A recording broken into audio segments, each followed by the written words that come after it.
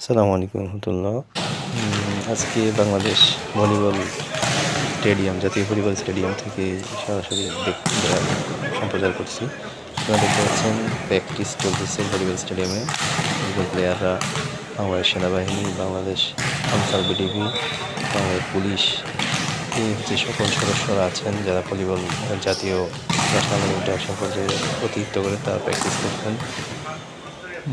ভলিবলের smash practice করছেন, আপনারা দেখতে পাচ্ছেন।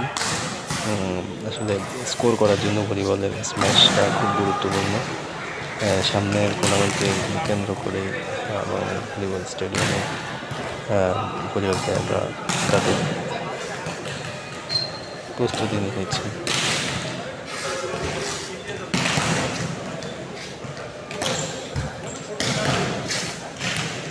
ভলিবল প্লেয়াররা আসলে স্কোর করার জন্য স্ম্যাশটা খুব গুরুত্বপূর্ণ।